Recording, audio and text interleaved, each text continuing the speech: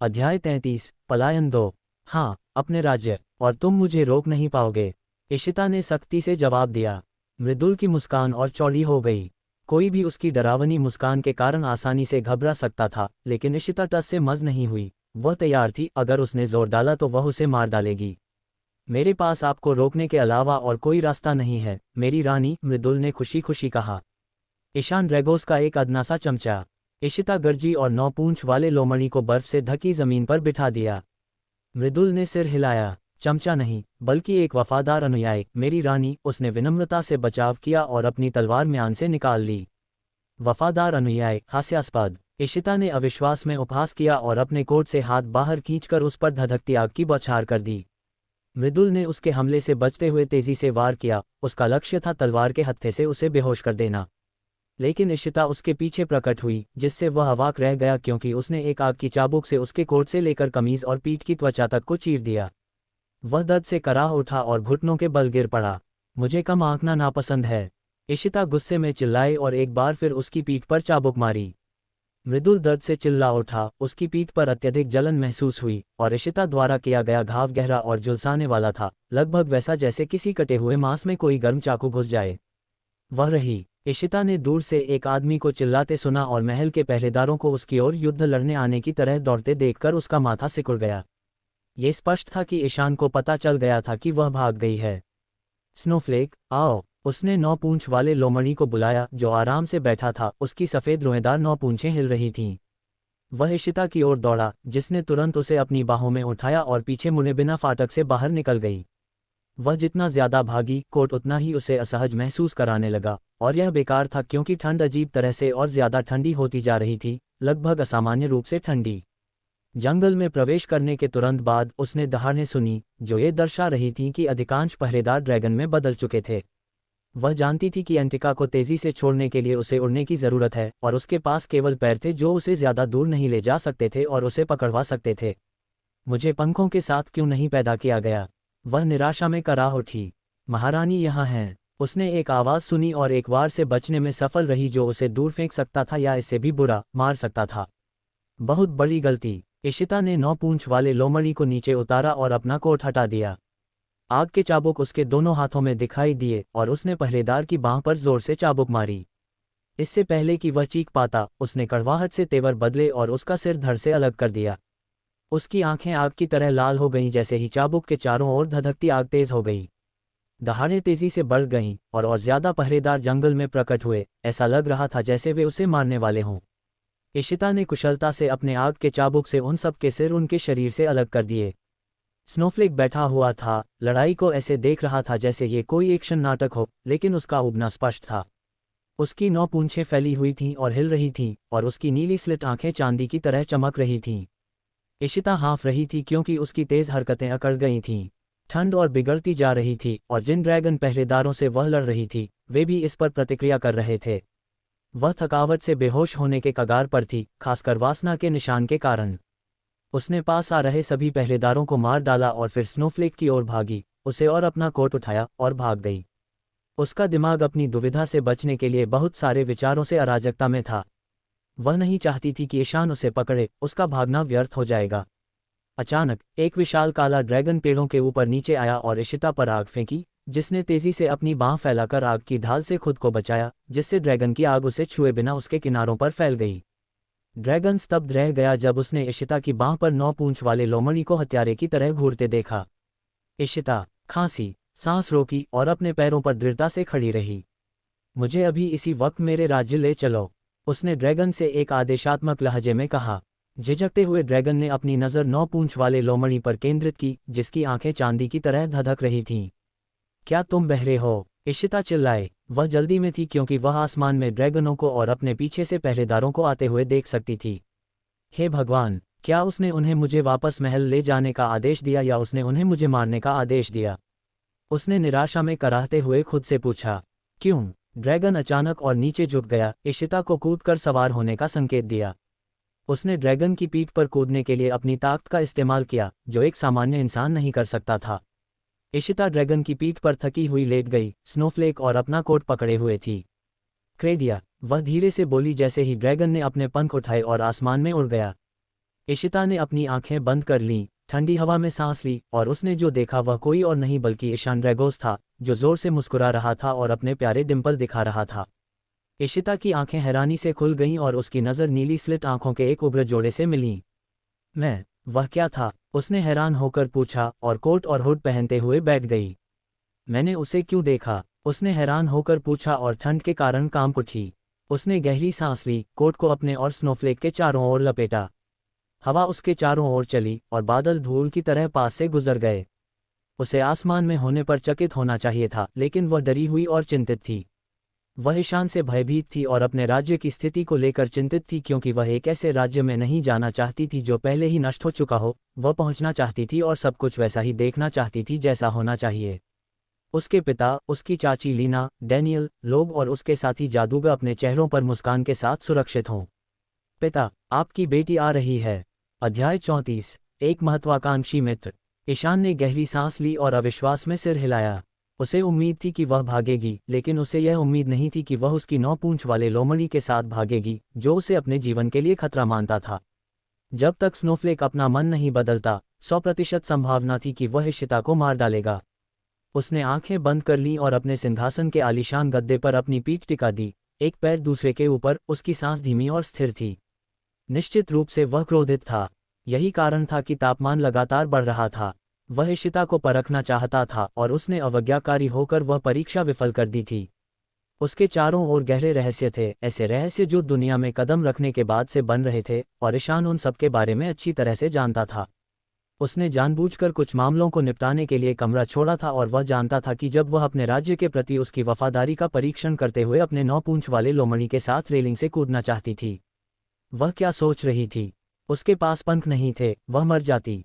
एंटिका के दक्षिणी भाग का सरदार अरमान आखिरकार आ पहुंचा, और महल में इशिता ने जिन पहरेदारों को देखा था वे उसके अंगरक्षक थे, जो सभी अपने सरदार पर केंद्रित थे, जिससे इशिता को महल से भागने का शानदार अवसर मिला।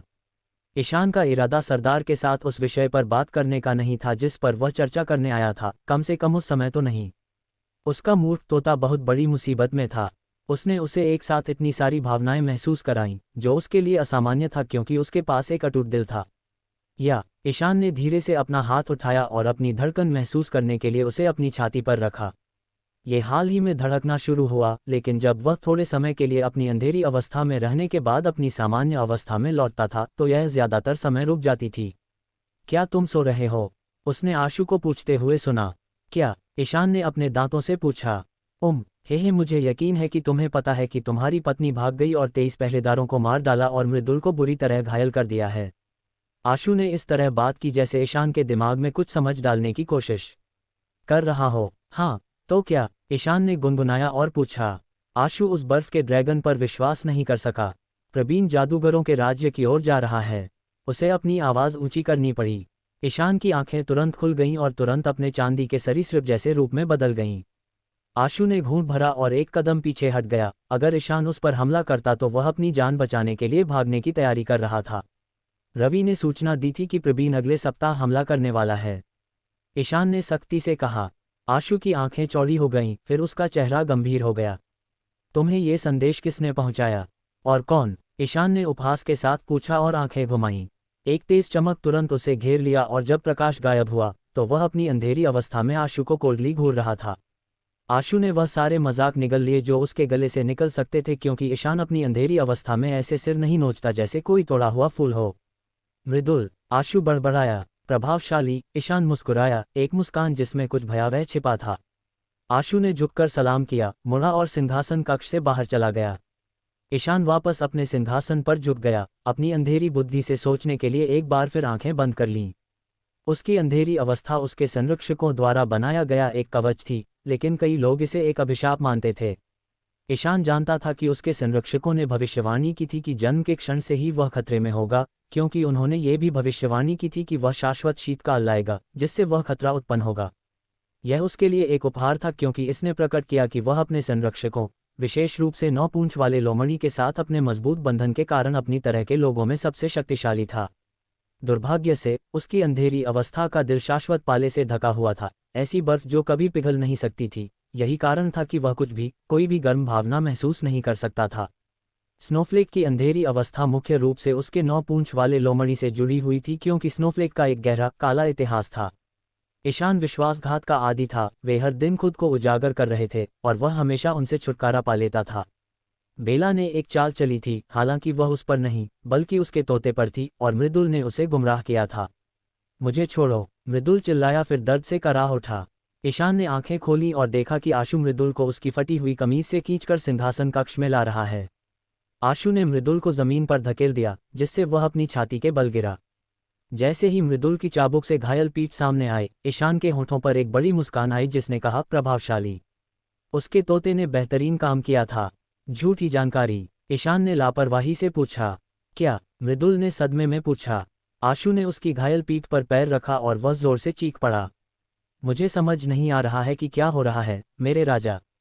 मृदुल दर्द से चिल्लाया। तुमने उसे अगले सप्ताह प्रवीण के आने के बारे में क्यों बताया, जबकि वह वास्तव में इस समय क्रेडिया की ओर जा रहा है? आशु ने गुस्से में पूछा। जकुमार रवि ने मुझे तब बताया जब मैं जल जादूगर को छोड़ने गया था, मृदुल ने खुलासा किया, और ईशान की मुस्कान और बढ़ गई। मृदुल उसका संदेशवाहक था, हर जानकारी जो वह बताता था वह सच होती थी, और ऐसा लग रहा था कि उसे गलत व्यक्ति से जानकारी मिली थी। आशु ने ईशान को हैरान भरी नज़र से देखा। क्या तुम्हें लगता है उसकी अपनी महत्वाकांक्षाएं हैं, लेकिन मैं इसके लिए उसे यातना दूंगा? ईशान ने बीच में टोकते हुए कहा और खड़ा हो गया। ऐसा लगा कि उसके प्यारे दोस्त की अपनी मजबूत महत्वाकांक्षाएं थीं जो उससे जुड़ी हुई थीं। इसे ठीक करो और मुझे वहां मिलो, उसने मृदुल पर गुर्राया। आशु ने मृदुल की पीठ से अपने पैर हटाए और ईशान की ओर बढ़ा, जो अपने सिंहासन तक जाने वाली कुछ सीढ़ियों से नीचे उतर रहा था। मुझे नहीं लगता कि तुम्हारी इस अवस्था में वहां जाना अच्छा विचार है, आशु ने चिंतित होकर सुझाव दिया। ईशान ने उस पर आंखें सिकुड़ी और आशु के कंधे पर हाथ रखते हुए भयावह रूप से मुस्कुराया। मुझे तुम्हारे लिए एक पुराने परिचित को पकड़ना है। आशु उत्सुक लग रहा था। लेकिन वह, पकड़ो, ईशान गरजा और आशु के पास से गुजर गया, जिसने गहरी निराशा में तेवर बदले और मृदुल को घूर कर देखा, जो अब जमीन पर बैठा दर्द से कराह रहा था क्योंकि उसकी पीठ का घाव भर रहा था। आशु ने फिर गहरी आह भरी। ठीक है। अध्याय 35। घर, कड़वा घर 1।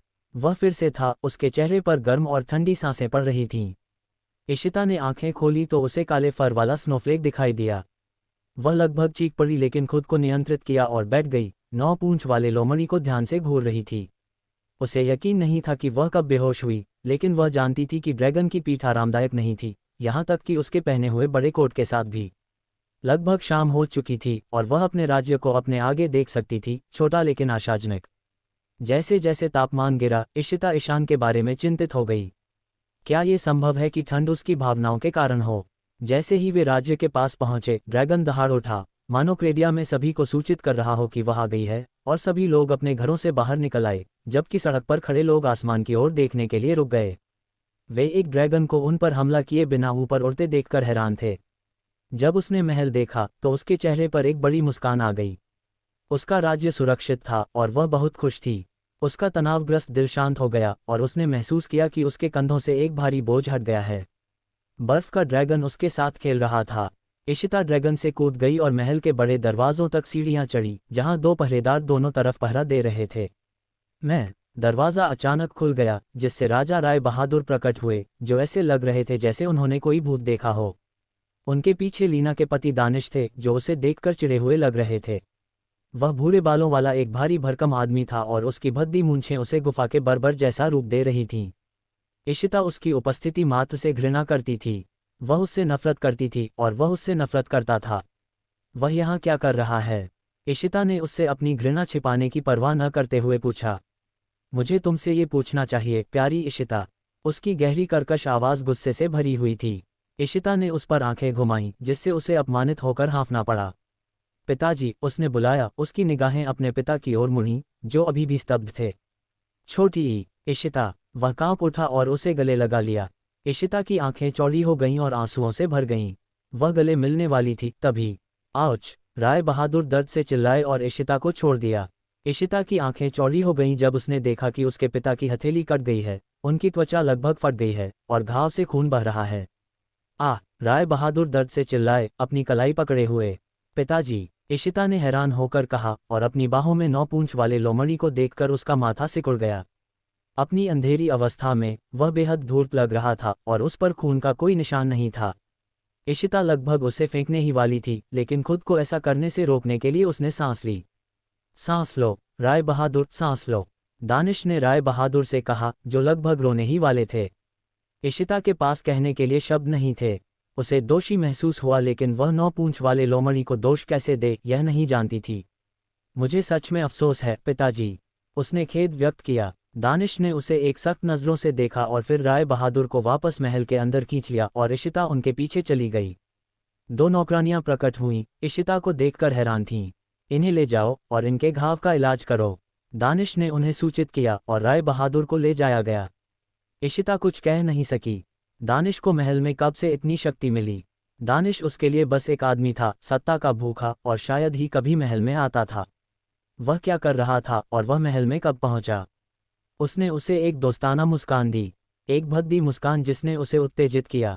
वापस स्वागत है इशिता, तुम एक लाश की तरह दिखती हो और तुम्हारा वजन कम हो गया है, लेकिन तुम हमेशा की तरह खूबसूरत हो, दानिश ने लापरवाही से उससे कहा। उसकी भूरी आंखें संदेह और जिज्ञासा के साथ टिकी हुई थीं। धन्यवाद दानिश, लेकिन मुझे तुम्हारी ओर से उन बातों को इंगित करने की आवश्यकता नहीं है। उसने गुस्से से उसका नाम कहा और वह गहरी निराशा में झुक गया। उसे खींचना चाहता था, लेकिन जब उसकी नज़र 9 पूंछ वाले लोमड़ी की बड़ी उग्र चांदी की आंखों से मिली तो वह पीछे हट गया। अफवाहें सच हैं अभिभावक जानवर, उसने एक धूर्त मुस्कान दी। क्या? इशिता ने माथे पर बल डालकर पूछा। दानिश ने अविश्वास में एक तिरस्कार के साथ उसे घूर कर देखा। तुम यहाँ क्या कर रही हो? क्या ये सच नहीं है कि तुम्हें मर जाना चाहिए था? उसने घृणा से उसे घूरते हुए पूछा। मर गई मैं? क्या तुम्हें यह नहीं पूछना चाहिए कि बर्फ का ड्रैगन मर गया है या नहीं? इशिता ने उलझन में पूछा। दानिश ठहाका लगाकर हंस पड़ा, हंसी जो मजाकिया थी। इशिता ने उसे उलझन में देखा। क्या चल रहा था? उसे अपने ही घर में अजीब क्यों लग रहा था? दानिश रुका, तेजी से उसकी ओर लपका और उसका जबड़ा पकड़ लिया। यहाँ लौटना एक बहुत बड़ी गलती थी मिस, उसने उस पर गुर्राया। इशिता की आंखें तेज चमक उठीं।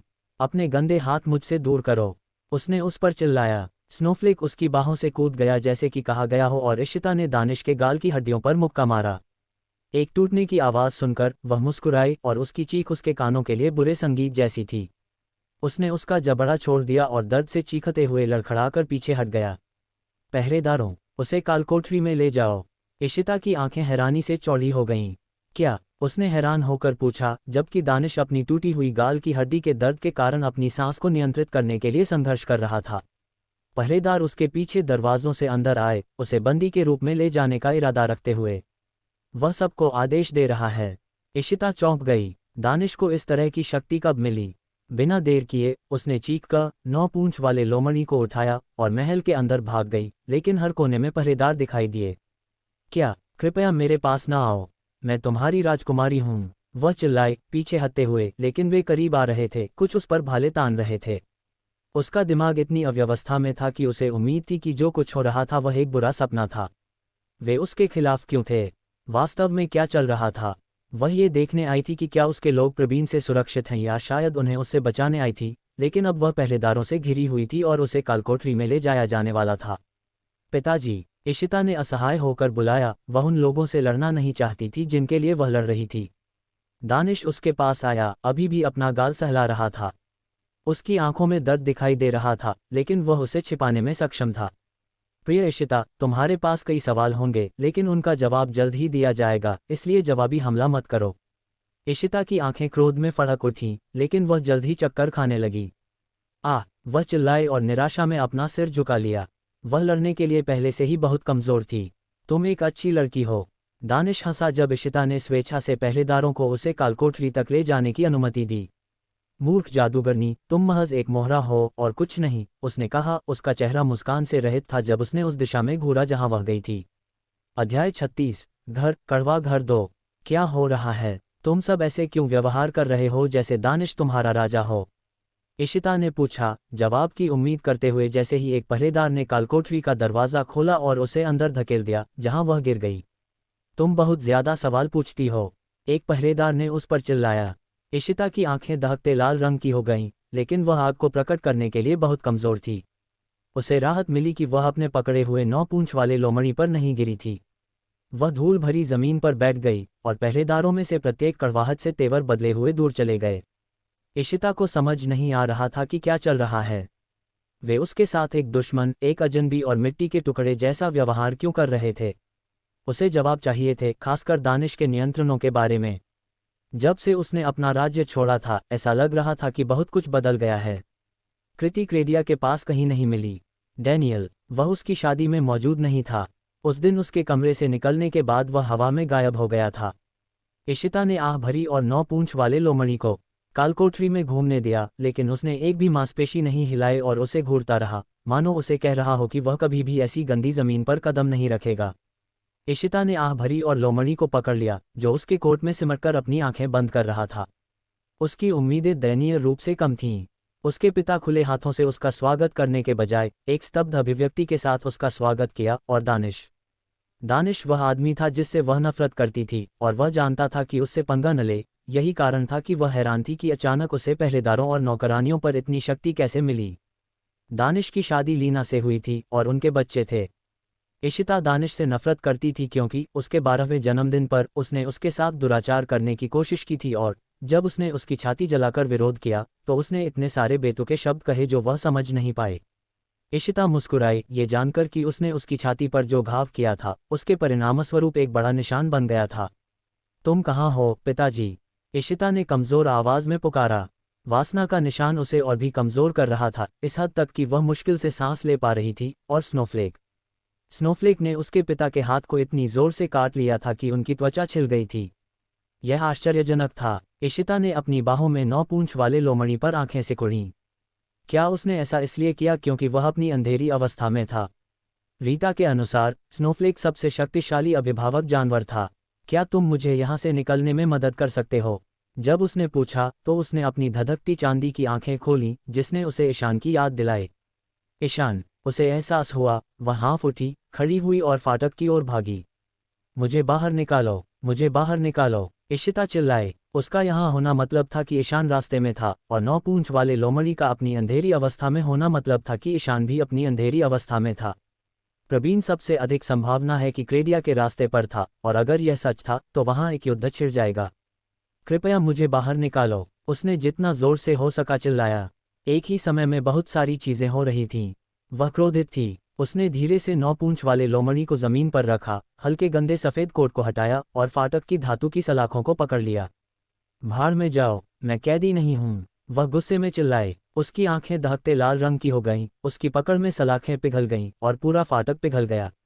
इशिता ने अपनी पहले से फिसलती हुई सांस को पकड़ा। उसने बहुत ऊर्जा खर्च कर दी थी और खुद भी खड़ी नहीं हो सकती थी। उसने उदासीन 9 पूंछ वाले लोमड़ी पर एक जबरदस्त मुस्कान दी और अंधेरे ने उसे निगल लिया। स्नोफ्लेक ने अपने चेहरे पर एक सुस्त भाव रखा जब उसने आग जादूगरनी को जमीन पर बेहोश होते देखा। उसकी नज़र कालकोठरी के फाटक की पिघली हुई लोहे की सलाखों पर टिकी हुई थी। कुछ मिनटों के बाद उसके कान फड़फड़ाने लगे। वह धीरे से गुर्राया और इशिता के मोटे सफ़ेद कोट के नीचे छिप गया। राय बहादुर कालकोठरी में दाखिल हुए, हैरान थे। उन्हें उम्मीद नहीं थी कि फाटक पिघला हुआ और इशिता जमीन पर बेहोश मिलेगी। उन्होंने गुस्से में तेवर बदले और पूछा, वह पेस्की लोमड़ी कहाँ गया? उन्होंने गहरी निराशा में तेवर बदले क्योंकि 9 पूंछ वाले लोमड़ी का कोई निशान नहीं था जो अनजाने में इशिता के कोट के नीचे छिपा हुआ था। राय बहादुर का ध्यान उनकी बेहोश बेटी पर गया, जो पीली और कमज़ोर लग रही थी। उसका दिल उसके लिए दुख रहा था क्योंकि वह महल में बदलावों से भ्रमित रही होगी। उसके दिल में सब कुछ था लेकिन अपराधबोध नहीं था। वह कुछ चाहता था और वह एकमात्र व्यक्ति थी जो उसके लिए उसे प्राप्त कर सकती थी। ओह मेरी प्रिय, उसने आह भरी और उसकी ओर धीरे धीरे कदम बढ़ाए, अपने पैरों को उसके चेहरे के सामने रखा। वह तुम्हें यातना दे रहा होगा। उसकी आवाज़ कठोर हो गई और उसकी आंखें सिर्फ लालच से भरी थीं। तुम मेरी मजबूत लड़की हो और तुम हमेशा से रही हो। यही कारण है कि तुम इस छोटे से राज्य की उद्धार करता हो, लेकिन तुम्हारी छाया मेरे फ्रेम को ढंकना जारी नहीं रख सकती। उसकी आवाज़ और ज्यादा गुस्से वाली हो गई और एक छोटी सी मुस्कान उसके होठों पर घूमी। एक बार जब तुम सब कुछ जान जाओगी तो तुम मुझसे घृणा करोगी। वह करा उठा और निराशा में आह भरी। क्यों? तुम इस महत्वपूर्ण मोड़ पर इतनी अप्रत्याशित रूप से क्यों प्रकट हुई? वह गुस्से में चिल्लाया। पीछे से मजाकिया हंसी फूट पड़ी और दानिश, जिसका जबड़ा पट्टी से बंधा हुआ था, मुस्कुराते हुए अंदर आया। राय बहादुर ने उसे नज़रअंदाज कर दिया और अपनी बेटी पर अपना ध्यान केंद्रित किया। क्या तुम डरे हुए हो? दानिश ने मजाक उड़ाते हुए पूछा। तुम ऐसे पूछते हो जैसे तुम्हें उम्मीद थी कि वह कहीं से भी प्रकट होगी। राय बहादुर क्रोधित थे। क्या तुमने भी सोचा था कि वह मर गई है? दानिश हंसा। उसे मर जाना चाहिए था, राय बहादुर ने अपने दांतों से जवाब दिया। दानिश ने अपना ध्यान जमीन पर पड़ी बेहोश लड़की की ओर मोड़ा। वह हमेशा ऊर्जावान रहती थी और वह उसे सबक सिखाने वाला था। गलत समय, प्रवीण आधी रात तक यहाँ होगा। दानिश बड़बड़ाया। और चूंकि वह यहाँ है, उस लोमड़ी के साथ। वह लोमड़ी एक अभिभावक जानवर है, प्यारा दिखता है लेकिन मूल रूप से बुराई है, और इसका मतलब है कि बर्फ का ड्रैगन जल्द ही यहाँ होगा। दानिश ने बीच में टोकते हुए कहा, उसकी आवाज़ थोड़ी कांप रही थी। मैं नहीं चाहता कि मेरे राज्य में युद्ध छिड़ जाए। राय बहादुर की आवाज़ गुस्से में ऊंची हो गई। दानिश धूर्तता से मुस्कुराया। तुम मुझसे क्या चाहते हो? उसने पूछा, और राय बहादुर उसकी ओर मुड़े और गहरी निराशा में तेवर बदले। उससे छुटकारा पाओ, राय बहादुर ने जवाब दिया और दानिश के पास से गुजरकर कालकोठरी से बाहर चले गए। दानिश की मुस्कान बढ़ गई। यह मेरे लिए सम्मान की बात होगी। अध्याय 37। एक मूर्ख अजनबी। लीना अपनी खिड़की पर खड़ी होकर पहले से ही अंधेरे आसमान को घूर रही थी। ठंडी हवा उसके बालों से होकर और उसके कमरे में बह रही थी, जिससे वह कांप उठी और खुद को गले लगा लिया। उसकी आंखें डर और जिज्ञासा से भरी थीं, और उसका दिल इतनी जोर से धड़क रहा था कि कमरे के बाहर कोई भी इसे सुन सकता था। उसकी आंखों में धीरे धीरे आंसू भर आए, क्योंकि उसके दिमाग ने भविष्यवाणी की थी कि उस दिन कुछ बुरा होने वाला है। बढ़ती हुई ठंड एक स्पष्ट संकेत थी कि दिन का अंत अच्छा नहीं होने वाला था। अप्रत्याशित रूप से दरवाज़ा जोर से खुला। वह हाँफ उठी और अपने पति के पट्टी बंधे जबड़े को देखने के लिए मुड़ी। तुम मुझे यहाँ से बाहर निकलने देना चाहते हो? लीना ने गुस्से में पूछा, इस बात की परवाह किए बिना कि उसका जबड़ा क्यों बंधा हुआ था। वह पहले से ही जानती थी कि इशिता क्रेडिया लौट आई है।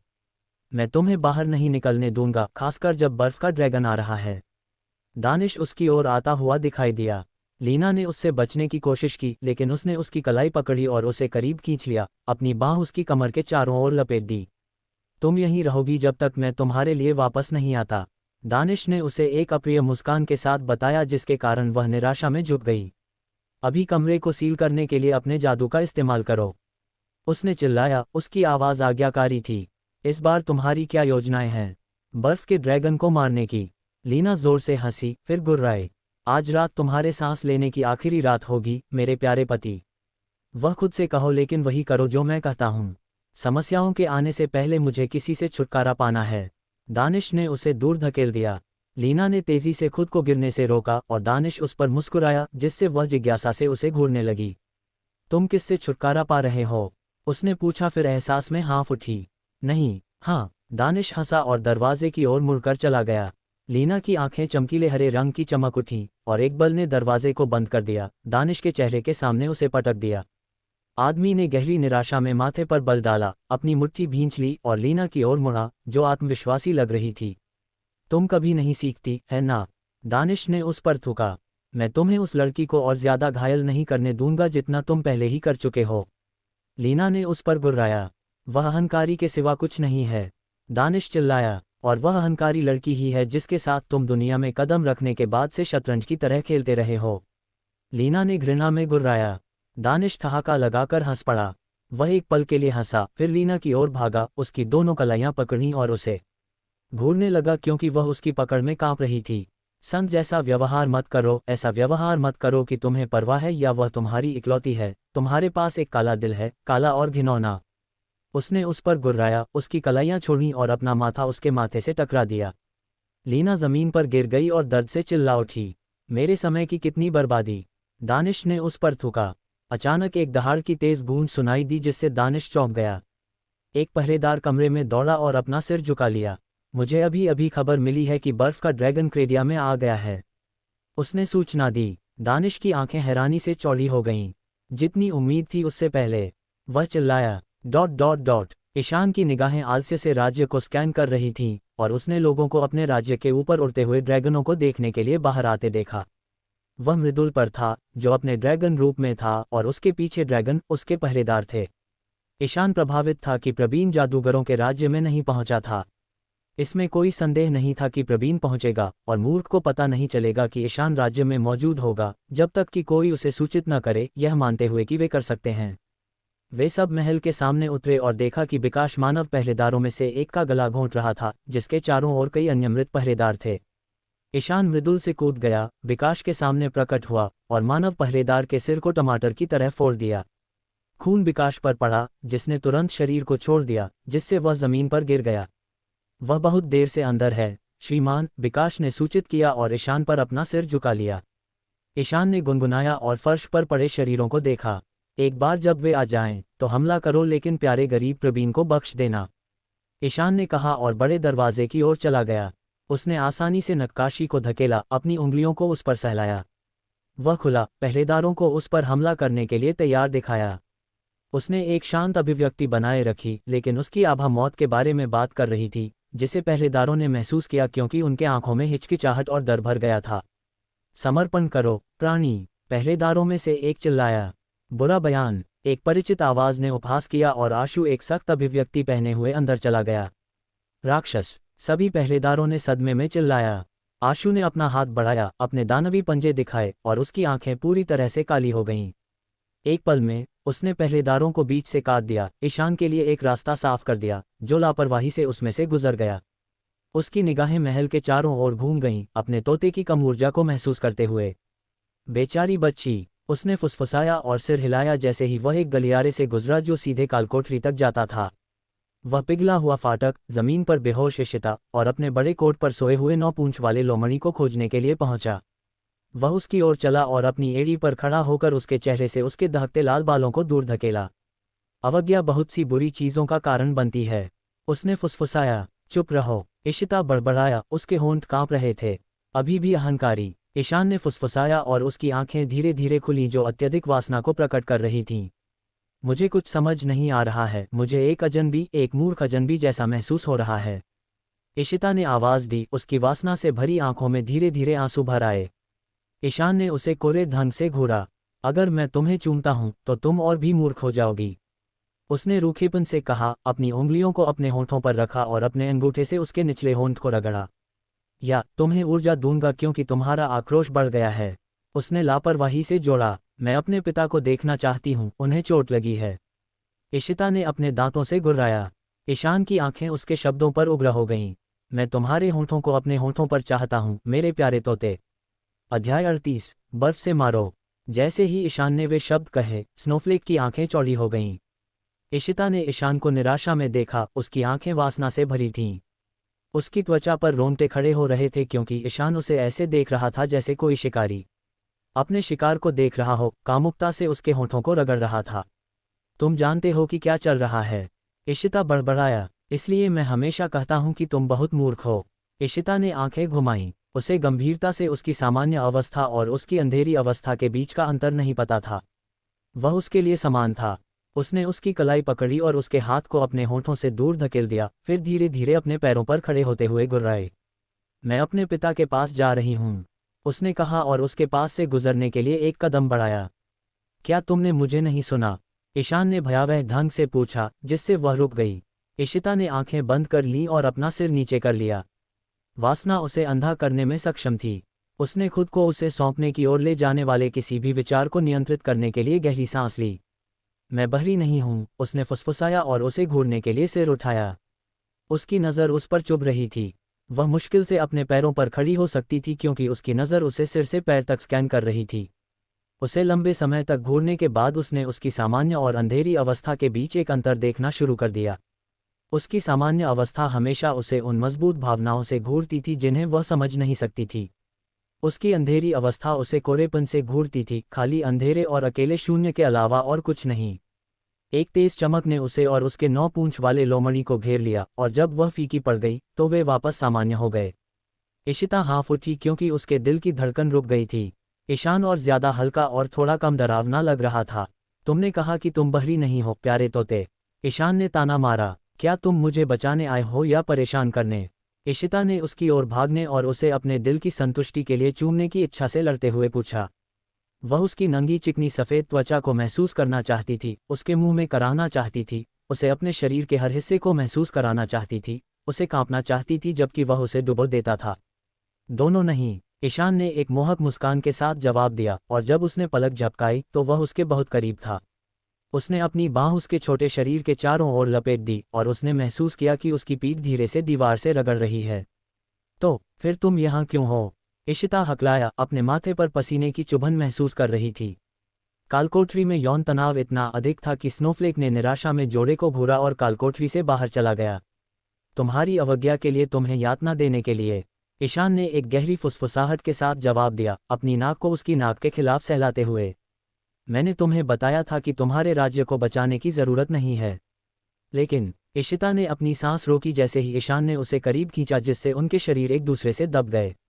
लेकिन तुम जानते थे कि मैं भाग जाऊंगी, इशिता ने हाँफते हुए जारी रखा। ईशान ने गहराई से ठहाका लगाया, एक ठहाका जिसने उसकी रीढ़ को झुनझुनी दी। तुम स्मार्ट हो रही हो मेरे प्यारे तोते, मैं तुम्हारी मोहरा हूँ। आखिरकार इशिता की आवाज़ में व्यंग्य स्पष्ट था और उसने अपनी बाहें उसकी गर्दन के चारों ओर लपेट दी।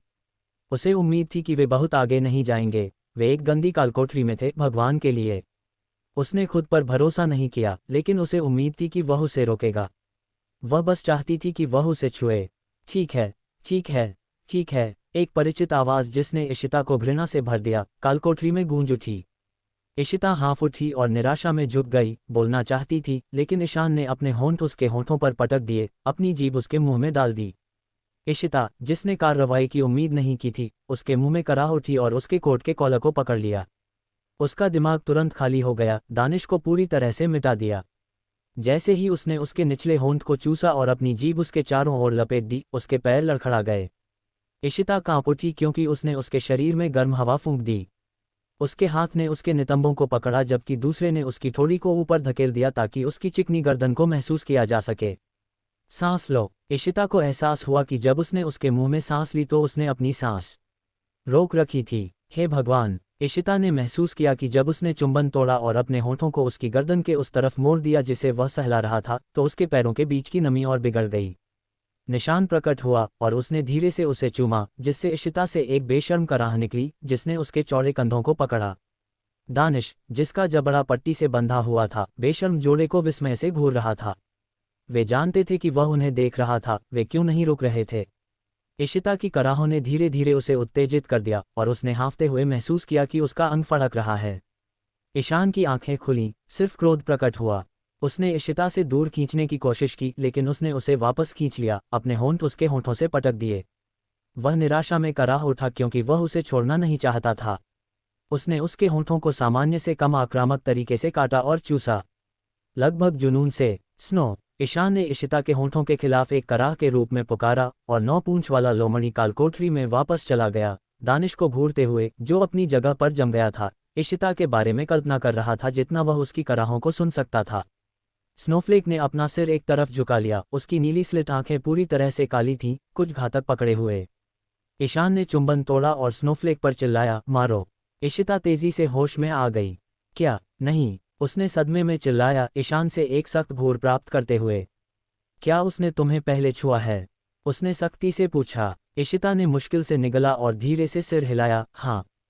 कितना करीब? ईशान ने फिर से पूछा। उसने, बस! दानिश ने उन्माद में चिल्लाया। ईशान ने उपहास किया, मानो उसका मजाक उड़ा रहा हो, और इशिता की आंखों को अपने हाथों से ढक दिया। मारो! उसने बिना किसी पछतावे के स्नोफ्लेक से कहा।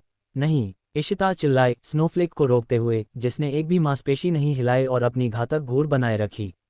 दानिश कांप उठा और अपनी नज़र 9 पूंछ वाले लोमड़ी की ओर मोड़ी, ये जानते हुए कि अगर वह हिला तो 9 पूंछ वाला लोमड़ी उसे मार डालेगा। मैं उसे खुद मारना चाहती हूँ, इशिता ने ईशान से धीरे से कहा। ईशान की भौहें आश्चर्य में थोड़ी उठ गईं और उसने अपना हाथ उसकी आंखों से हटा दिया।